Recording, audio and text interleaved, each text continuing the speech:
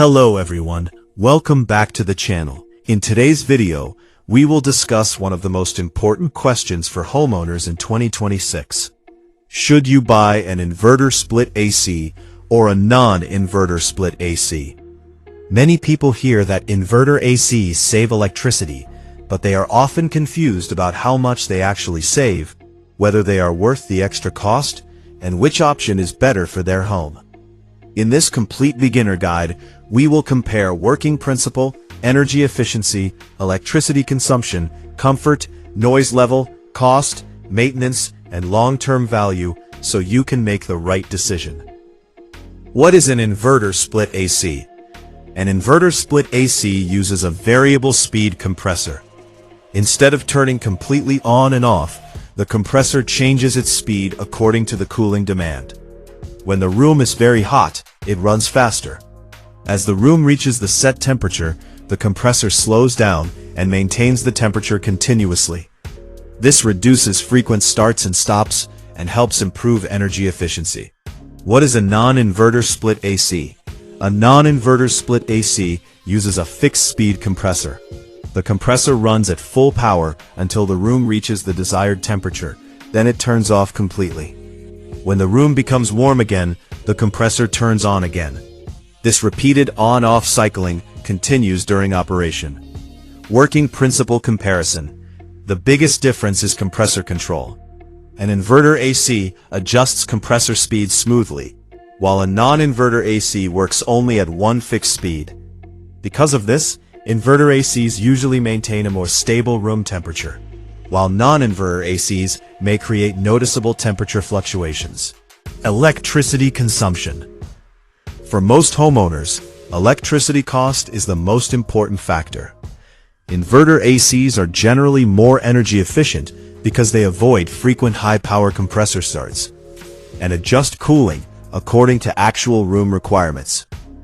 In many homes, inverter ACs can reduce electricity consumption compared with similar non-inverter models, especially when the AC is used for many hours every day.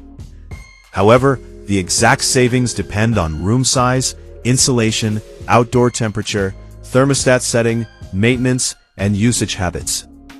Comfort level. Inverter ACs usually provide better comfort because the temperature remains more stable. Non-inverter ACs may feel slightly colder when the compressor is running, and slightly warmer when it turns off. For bedrooms and living rooms, many users prefer the smoother cooling of inverter systems. Noise level. Because the compressor in an inverter AC often runs at lower speeds, it is generally quieter during normal operation. Non-inverter ACs may produce more noticeable sound when the compressor starts and stops repeatedly. Initial purchase cost. Non-inverter ACs usually have a lower purchase price. Inverter ACs cost more initially because they use more advanced electronic controls and variable speed technology. Maintenance and repairs. Both systems require regular maintenance, such as cleaning filters, checking refrigerant levels, and servicing coils. However, inverter ACs contain more electronic components, including inverter boards, which can make some repairs more specialized and sometimes more expensive. Non-inverter ACs are generally simpler in design. Which one is better for 2026 homeowners? If you use your AC frequently for long hours, want lower electricity bills, quieter operation, and better comfort, an inverter split AC is usually the better long-term choice. If your budget is limited and you use the AC only occasionally, a non-inverter split AC can still be a practical and affordable option.